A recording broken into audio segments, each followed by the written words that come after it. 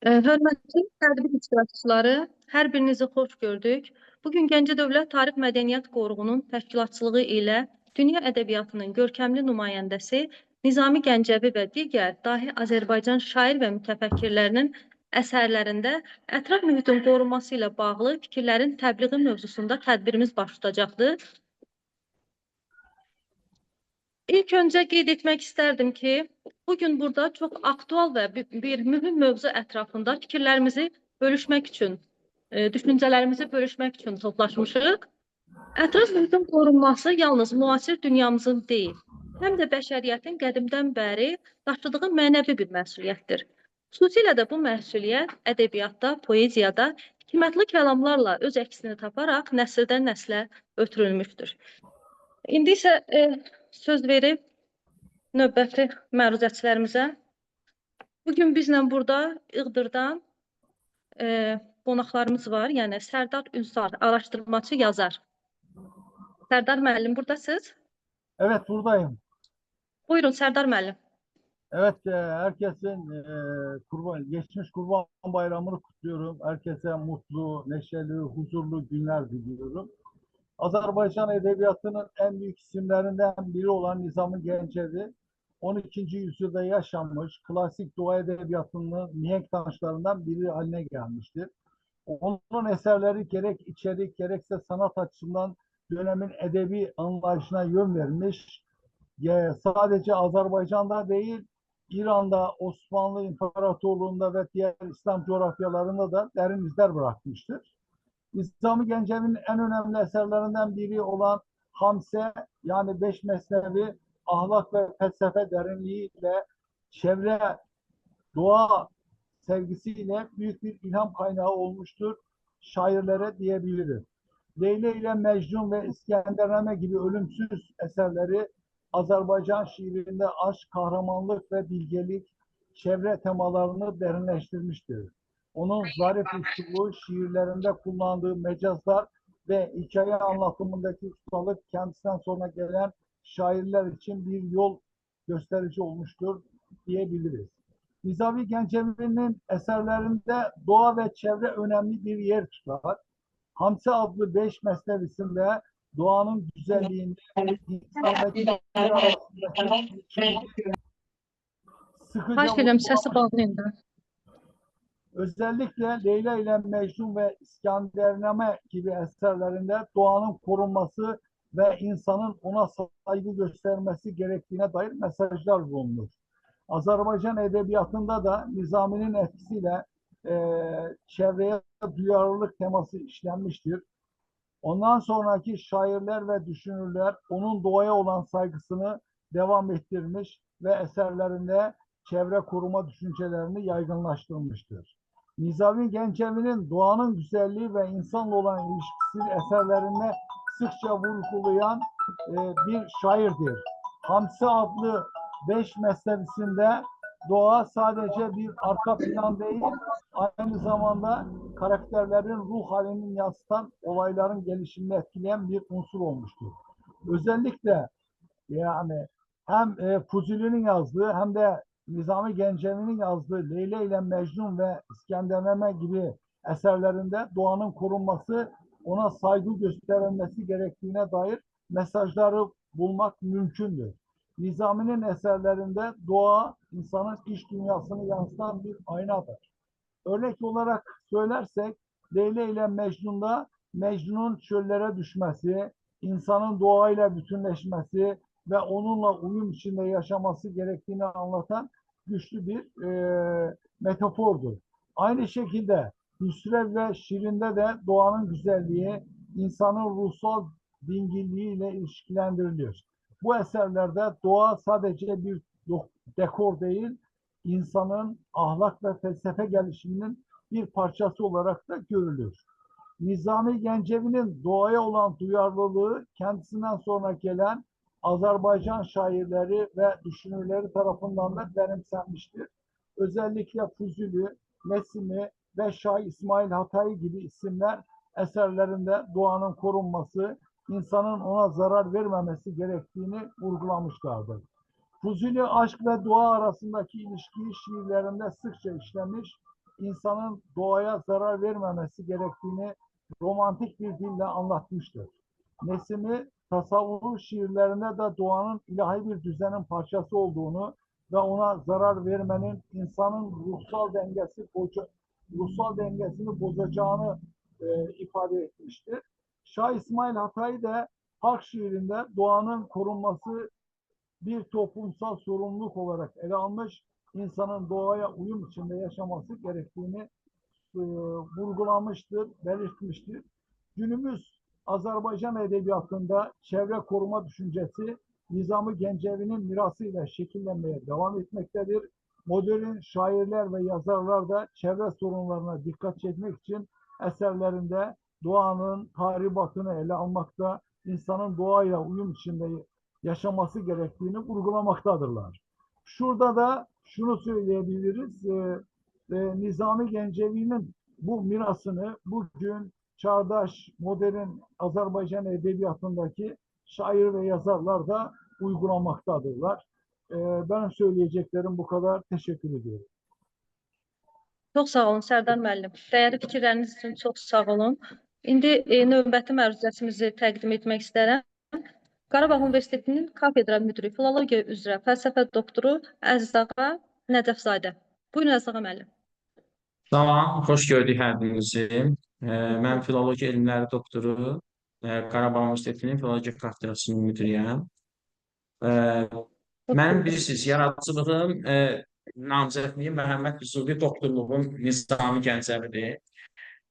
Bu hər iki dahinin əsərlərini oxuduqda məndən qabaq çıxış edən Sərdar bəyin də söylədiyi kimi şairlərimizin, ümumiyyətlə klassiklərimizin təbiətlə ahəngdar olduğunu, yəni onlarla bir ahəngdə durduğu üçün əsərlərinin də maraqlı alındığını, insanların ruhuna daha yaxın olduğunu sezmişəm. Yəni bir növ ki, təbiətdə biz adətən müşahidə elədiyimiz səsləri Nizaminin də orijinalda oxuduğumuz zaman, yəni fars dilində və Füzulinin də ana dilimizdə olan əsərlərində bu ahəngi duymağı bacarır. Yəni görürük. Ümumiyyətlə, təbiət mövzusu hər iki şairin yaradıcılığında özünü göstərməkdədir və Sərdar bəy də doğru qeyd elədi. Ən çox təbiətlə insanın bir ahəngdə olması, insanın əslində təbiətin bir parçası olduğunu çatdırmaq istəməsi daha çox Leyli Məcnun əsərində öz əksini tapır. Əgər diqqətlə yadınıza salsa, məhz ilk dəfə yazılı ədəbiyyata Leyli Məcnun mövzusunu gətirən Nizami Gəncəvi burada Məcnunun ətrafında olan bir səltənəti təqdim edir. Həmin səltənətin başında da Məcnun durur bir hökmdar kimi və orada olan heyvanlar Məcnunu ruzu verən kimi düşünürlər. Bunun səbəbi nədir? Qeysə yazığı gələn insanlar ona yemək gətirirlər, amma onun ətrafında olan o heyvanlar aləmindən keçib Qeysə yaxınlaşa bilmədikləri üçün yeməkləri atmaq məcburiyyətində qalırdılar və nə qədər ki, Məcnun sağ idi, onun ətrafındakı olan heyvanlar həmin qidalardan qidalanmış olurlar və bu elə bir bərabərlik mühiti yaratmışdı ki, həmin mühitdə aslan ilə ceyran, qurd ilə quzu hər ikisi bərabər mövqeyə idi. Yəni, biri digərinə düşmən deyildi. Biri digərinin qidası deyildi.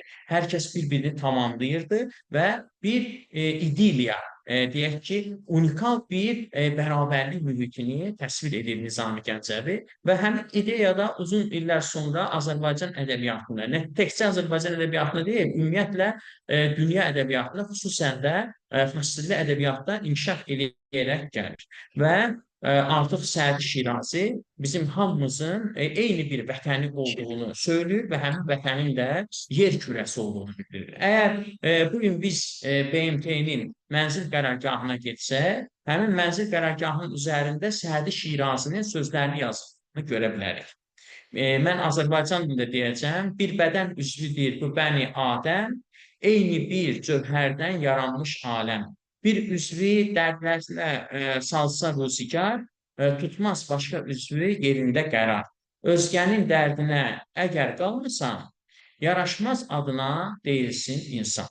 Görürsünüz, bu aktual bir məsələdir. Hal-hazırda biz görürük ki, dünyanın bir çox ölkələrində müharibələr var. İnsanlar insanların qənimidir. Baxmayaraq ki, eyni bir cinsin nümayəndələri. Biz sanki dünyada olan varı bölüşdürə bilmirik və bunun nəticəsində bir-birimizə zülm etmiş oluruq. Amma düşünmürük ki, bizim məsələn bəzi ölkələrin deyək ki, vətəndaşları bizim ölkəmizdən kənarda hardasa müharibə gedirsə, elə düşünürük ki, bu bizim həyatımıza təsir göstərməyəcək. Amma düşünsək ki, bu dünya bir orqanizmdir, biz də həmin orqanizmin bir parçasıyıq.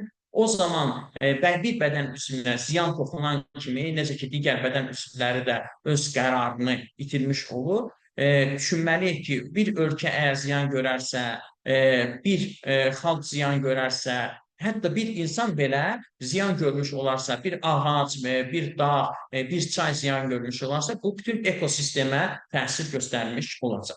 Və Nizami bu məsələyə bir açıqlama gətirir. Deyir ki, bu dünyanın varı əslində hamıya çatar. Biz sadəcə həmin varı bərabər şəkildə insanlar arasında böləriksə, heç bir bu cür problemlərlə qarşılaşmarıq. Onun bir əsərində belə bir misra var. Bizdə bərabərdir hamının varı, bərabər bölərik bütün malları. Bizdə artıq deyil, heç kəsdən, bizdə ağlayana heç kəs gülməz. Yəni, bu məsələləri Nizami Gəncəvi elə demək istəyir ki, əgər İskəndərnamədə görürsünüz, elə bir mühiti təsvir edir ki, İskəndər həmin mühiti görəndən sonra deyir ki, mən bilsəydim ki, belə bir ölkə var, belə bir dövlət var, belə bir insan deyək ki, icması var. O zaman dünyanı fəth eləməyi haqqında heç düşünməzdim. Çünki burada insanların varı bərabərdir. Bir nəfərin dərdi hamının dərdidir.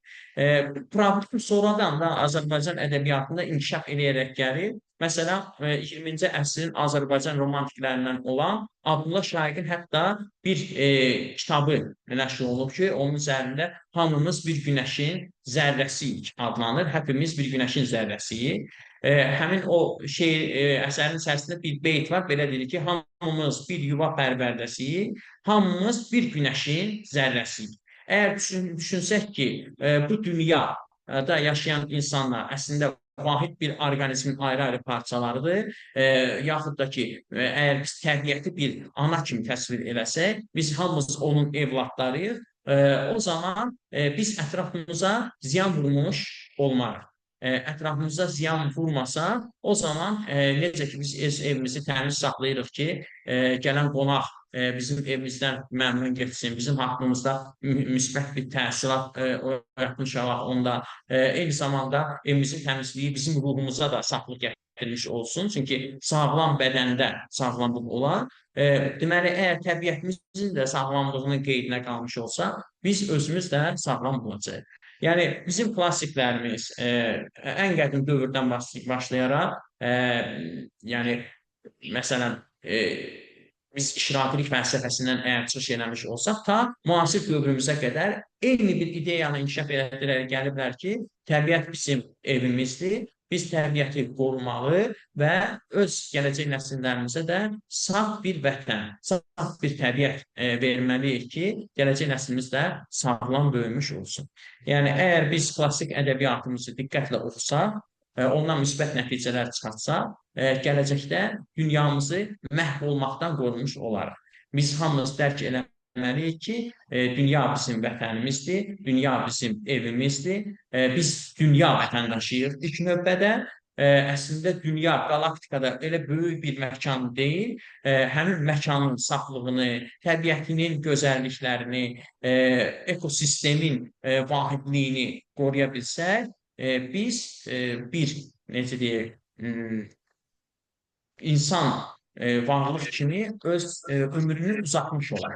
Yəni, əks təqdirdə biz bir insan türü kimi, bir insan növü kimi, yəni heyvanlardan fərqli olaraq özümüzün məhvinə səbəb ola bilərik və məhvinizə səbəb olmamız eyni zamanda dünyanın da yox olmasına gətirib çıxara bilər.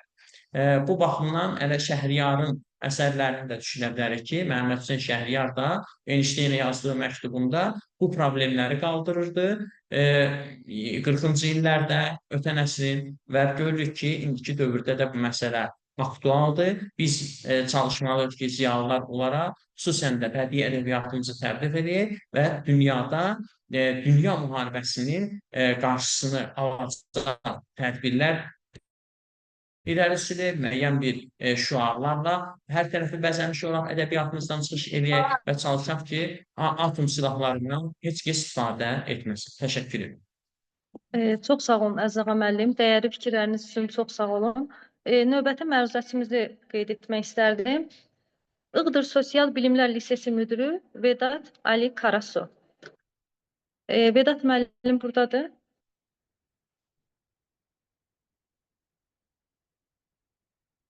Ee, Burada ama şu an Buyurun Vedat herhalde müəllim. görmedi.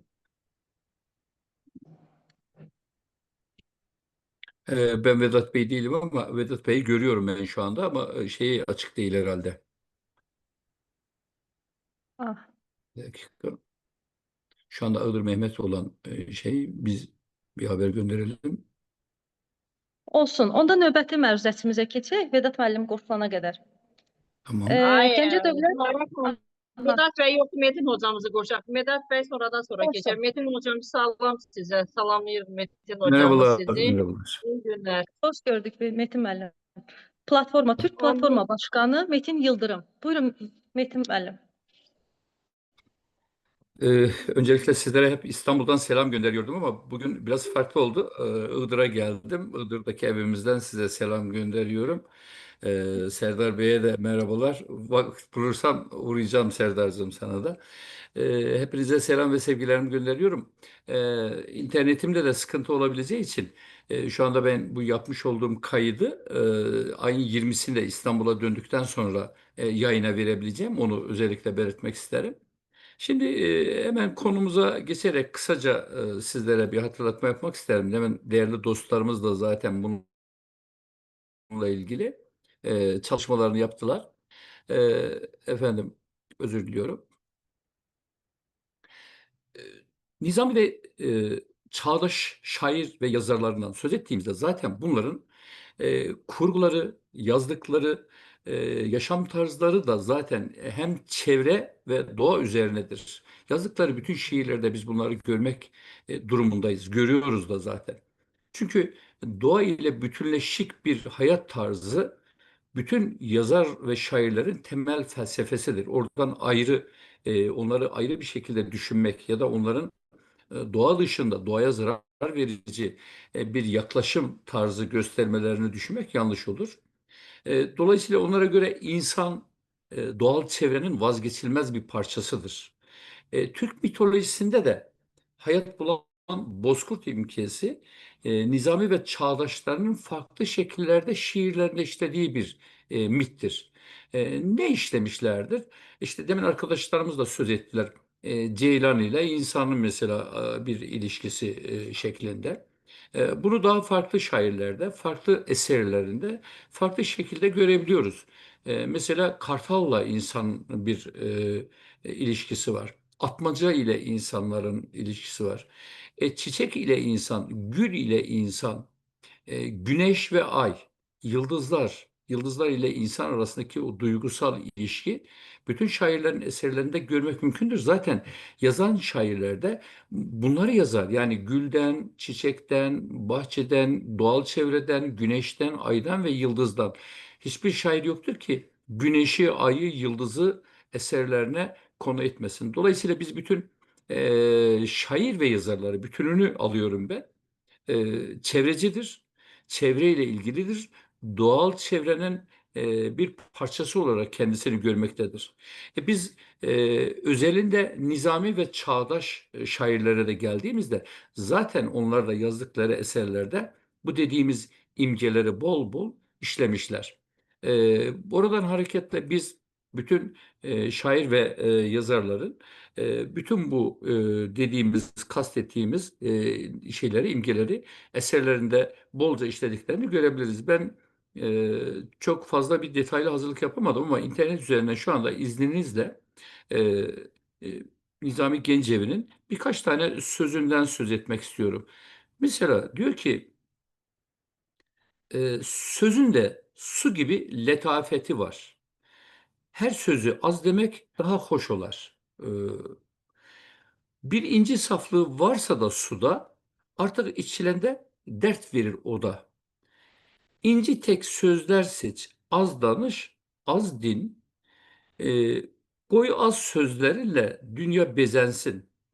Az sözün inci tek manası solmaz, çok sözün kerpiçteki kıymeti olmaz. Şimdi burada bile bize vermiş olduğu, insanlara vermiş olduğu bir ders var. Bunu benzetirken su imgesini kullanıyor. Su gibi diyor, letafeti var sözün. Az danış, az din şeklinde. Başka bir yer daha şeyi gördüm. Ee, Efendim, bir tane daha sizlere okumak istiyorum. Mesela bu da insanla ilgili, insanın kötü tabiatıyla ilgili bir örnek diyebiliriz. Birçok sıfatlar var insanda hele. Almasan da yaxşıdır, onları dile. Pis sözü ağzına alınca insan, qarnında öldürse yaxşıdır insan. Bu dünyada dolanıp döndükçe rüzgar, qoy senden yaxşı söz qalsın yadigar. Bakın burada da insanın iyi huylarını ön plana çıkararak insanın o güzel duygularını şiir ve şeylerinde işlemeye devam ediyor. Yine başka bir miti vardı, şu anda onu bulmaya çalışıyorum. O da çok güzeldi. E, Şurada bir şey. Evet, demin okuduğum şey. Yine aynı şekilde aldanma insanın güzelliğine, güzellik insanın dahilindedir. Harici olsa da parlak bir güneş, dahili belki zulmet gecedir. Ya burada da insanla ilgili çok net bilgiler veriyor. Evet, güler yüzlü olabilir ama içinde ne beslediği duyguları biz bilemiyoruz. Belki size karşıdır, belki kendi ruh dünyasında yaşadığı bir olaydır. Size gösterdiği yüzü çok daha farklı olabilir ama iç dünyasında zulmet gece yaşadığı şeklinde bir e, ön söz, kısa şey olarak vermiş. Buradan biz e, ilk okuduğum şiirde az söz demişti ya, ona şey yaparak, sığınarak ben az konuşayım. Bütün konuşmacılara tekrar Iğdır'dan selamlar diliyorum. Hepinize sağlık, sıhhat diliyorum. Hepinizin geçmiş bayramı kutlu olsun diyorum. Teşekkür ediyorum. Çox sağ olun Metin müəllim. Dəyərli fikirləriniz üçün çox sağ olun. Növbəti məruzətimizi qeyd etmək istərdim. AMİE Gəncə bölməsinin elmi işçisi, fəlsəfə elmləri doktoru Aləmzar Tağızadə. Aləmzar müəllim buradadır. Aha. Dilarə xanım, Yəqin müəllimdən dinləməyə tanış səbəb oldu. olmalıdır burada. Bugün Allah rəhmət eləsin. Nizami şünasımız Xəlil Yusiflinin il dönümünün nam günüdür. O dedi tez-tez çıxacağım onu. İndi bizim Türkiyədən olan qonağımız lise müdürü buradadırsa o Aha. danışsın. Ona kimi Aləmzar xanımdan əlaqə Sosial, saxlayaq. Görək Iğdır konuşabilir miyim? Sosial Bilimlər Lisesi müdürü Vedat Ali Karasu. Vedat müəllim, buradasınız? Metin hocam, Vedat müəllim buradaydı. Ben burada onun ismini gördüm. Keçək onda növbəti məruzətimizə. Gəncə Dövlət Universitetinin Dil Ədəbiyyat müəllimi Vüsal Hicran. Üstad Hicran Yəqin ki, müəyyən Ay Dilarə xanım. Xəlil Yusiflinin anım Güllere günündədirlər. Hanım, Onlar vaxta bu özür arada diliyorum. çox qoşulacaqlar. Mehmet Bey diyor ki şeyden, seste bir problem yaşıyorum. Düzeltince ben katılırım. Siz başka konuşmacılarımıza söz verin. Mehmet Bey Başka hatta şu anda konuşmasını düzeltmeye çalışıyor. Buyurun. məruzətlərimiz bitmək üzrədir. Mən sözü Gəncə Dövlət Tarix Mədəniyyət Qoruğunun Nizami Gəncəvi Məqbərə filialının Məqbərə filialının müdürü Günara xanıma sözü vermək istərdim. Günara xanım, buyurun siz də fikirlərinizi söyləyin, konferansımızı yekunlaşdıraq. Biz konferansımızı yekunlaşdırmadan əvvəl Yıldırdan indi bizə səsində problemi var. Lise müdürü qoşulacaqdı. Bugün də Elmlər Akademiyasındandır, Vüsal İcrandır. Bunlar vaxt tapıb qoşulacaqlar. Yəqin internetdə problemdir. Hamısı bugün konferans gedir orada da. Bizim nizami şünasımız Xəlil Yusifli, Allah rəhmət eləsin. Bugün onun anım günü keçirilir. Ona görə bizim Aləmzar xanımdır, Vüsal müəllimdir. Bu dəqiqə orada başları qarışıqdır. Yəqin ki, indi əlaqə saxlayarlar, qoşularlar, bilmirəm. Hamımız bilir, tək Nizami Gəncəvi yox, Nizami'dən sonra hətta Zəlimxan Yaqub demişkən, əyləşib dahilər səltənətində bütün şairlərdən öncə Nizami Nizami yazdığı, bizə vəsiyyət qoyduğu 5 xəmsəsinin içərisində təbiətdən, dəyərlərdən o qədər gözəl kəlmələr, nəsihətlər var ki, hansı ki biz bugün də istifadə edirik. Hansı Leyli Məcnun əsəridir. Başqa əsərlərindən götürək. Hətta deyir ki, insanlar heyvanlardan, Məcnun deyir, insanlar heyvanlardan dinləməyə daha tez bacarır. Yəni burada görürük, eyni ilə Leyli Məcnun əsərində astronomiyadan sən Zühriyə gəl, burada planetlərdən bəhs edir.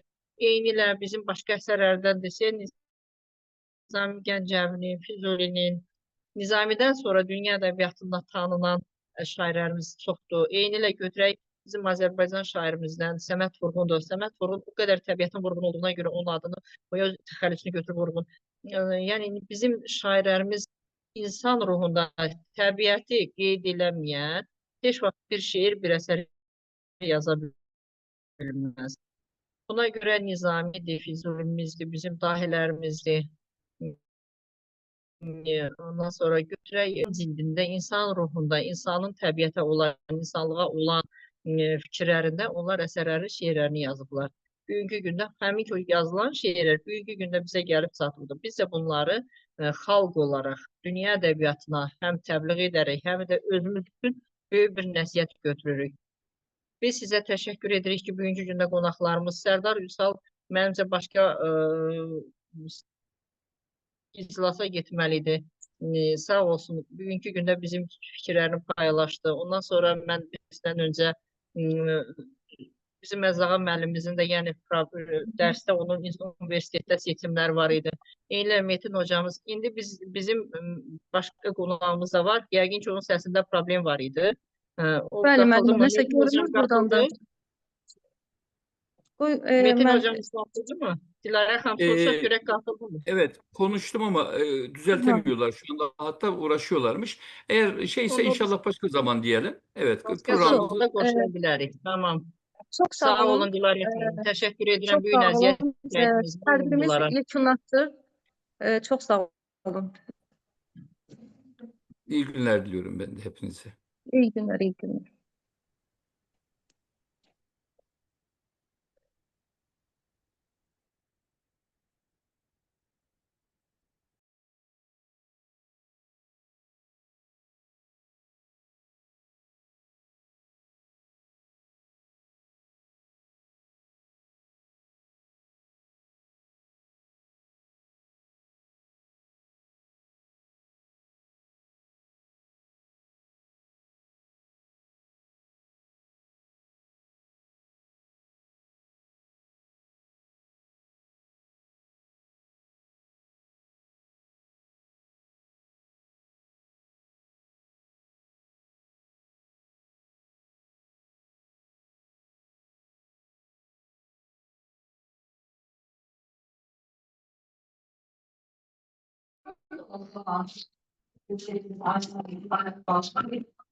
Dersler.